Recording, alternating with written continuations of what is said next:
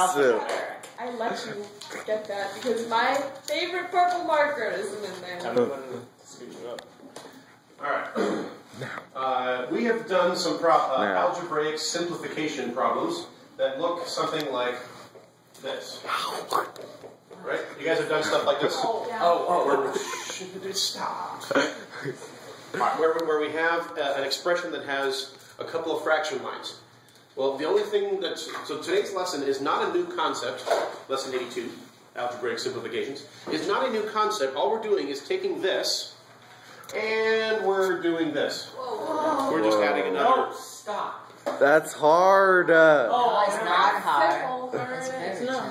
Oh, there's an extra fraction. I see it now. So yeah, so we've got 1, 2, 3 fraction lines. Oh boy! I wish we had more of Even this. Louisa doesn't like it. We should.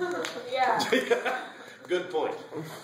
This is not hard because it's just take a long time to do many. I agree. Exactly. It's going to take a long time. So we've got a big fraction line, we've got a medium-sized one, and a small one. Let's start on the kind of like on the inside, and this is why I tried to retire purple. Oh, you can retire it. I'm not. It's okay. All right. So what do we have just in this part here? Like 5. We've got x plus 1 over x, right? This part right here. Yeah. And so that is under a, which is being added to 1, which is under a. Okay. Ooh, picture. All right, now we need a different color. I think I heard red first, actually. I heard pink. All right, so now we've got this. Then we've got this into one expression here. Now let's simplify this. This part here. What am I going to do? Times it by x over x. Yeah, I'm going to put this over 1. I'm going to take this and flip it and multiply the bottom and top of this fraction by that. So that cancel, and so I'm going to have ax over x plus 1. And that's being added to 1, which is under, oh man, decapitated by ax. Man. Or ax. Under a. Okay. New color? Pink. We'll go with pink, but pink and red are really hard to tell apart. That's why we should do brown. You like sad colors, Serene. It's like a yeah, that's not going to work. Okay. Brown. All right, we'll go brown. No. Black. Orange. Green. Brown. And green. Because you say it louder doesn't make it happen. Serene. All right, so we've worked our way to here. Now the next thing is let's do this plus the 1. So we need a common denominator, so we need x plus 1 over x plus 1. And that's going to give us Wait, what? Wait, yeah. so we're going to need x plus 1. Wait, are you multiplying? Well, x plus 1 times 1. Plus ax. And then plus the ax plus ax. And this is all over what? A. Plus 1. X plus 1. And this is all under a. Okay. Oh, you gotta do that one thing that I don't know what it's called, but it's x minus 1. Alright, just brown. okay. No, I don't want brown. Too bad. Why did you say brown? So what we've got here then is we'll put this over 1. Now we have a fraction over a fraction. What? And so we can take this and flip it and multiply the bottom and top. Reciprocal. And that denominator is going to be large. And x plus 1 over x plus 1 plus ax. So that's going to cancel, this is going to cancel, and we've got a over 1 times this. Can we make it like that? X plus A. So that gives us X plus A. ax plus a over a times this over x plus 1. X plus 1 plus AX. x plus 1 plus ax. Oh man, that's pretty cool, man. Whoa! Right? Because this canceled each other and this canceled each other. That was the whole point of taking this and flipping it and multiplying top and bottom. This is gonna totally apply to me in real life. Yeah, so these are not necessarily difficult as far as the skills needed to do them.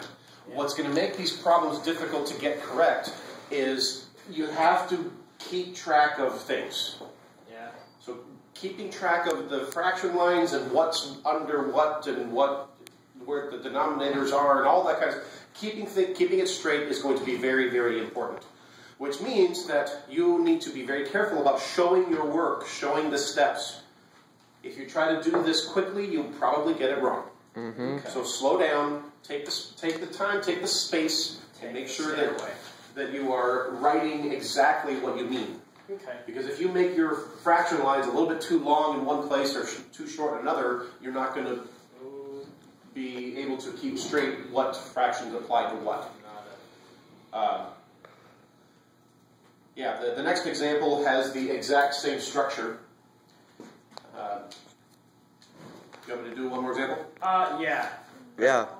I think our viewers would like that. Wall. Wait. Alright, got it. Let me do this. I'll do this. I'll keep the same color pattern. Like he's down I to the should wall. add. Can we draw pictures on the wall? Should orange Love. be added? Thanks, Spencer. People are going to plus- sick watching that. C Whoa. Film that Over. scenery over there. I While can't he's see writing. that, Spencer. Plus You gotta get forward. closer. Spencer, he's writing right the glare. Okay. All right, stand up. All right, so what did I do first? You just wrote it down. Which fraction line should I start with? Big, medium, or little? Little, the small one.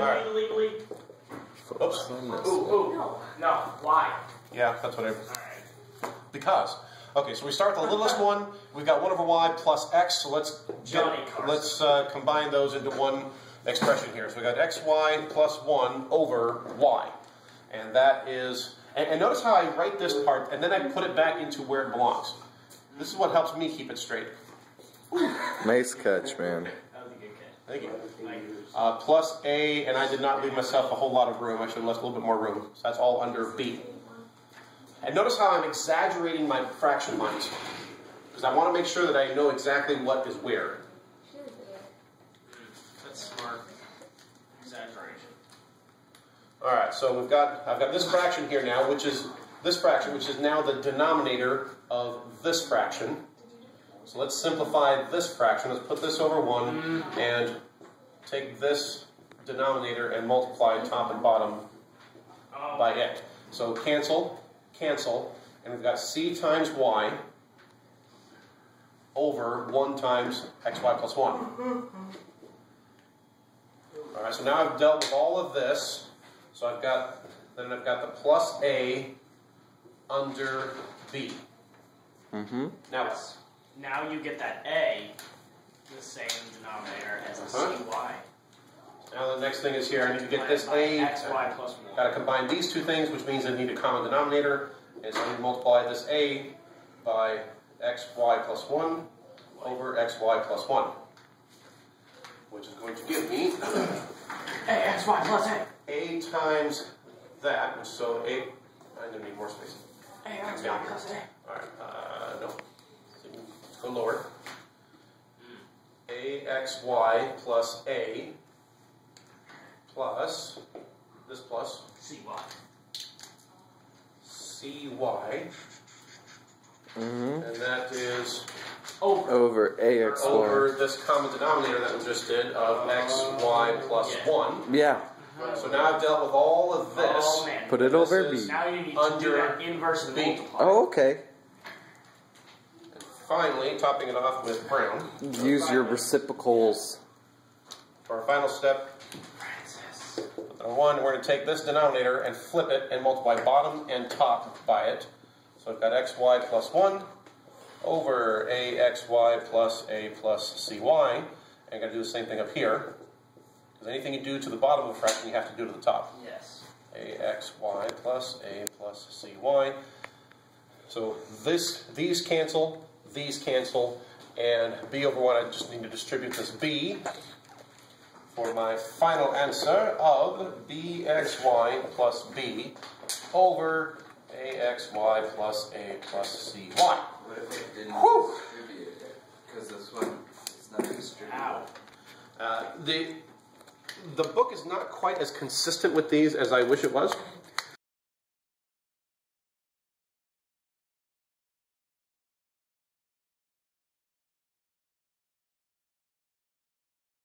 a big deal to distribute. I went ahead and distributed it.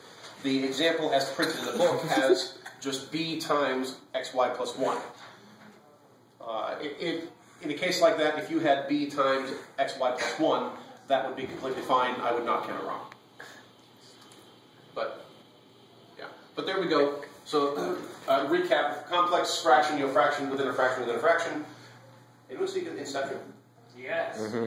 Good movie. This is exactly like that. Exactly like that movie, yes. Like, So start kind of like with parentheses within parentheses or dreams within dreams. Start on the inside with the smallest impact thing, and then just work your way simplifying as you go. And we did this one plus here, and then we did what that was under, and then we added to the next thing, and then simplified the fraction, and there we go. Mm-hmm. Do this thing. All right, so I'm done. It's math.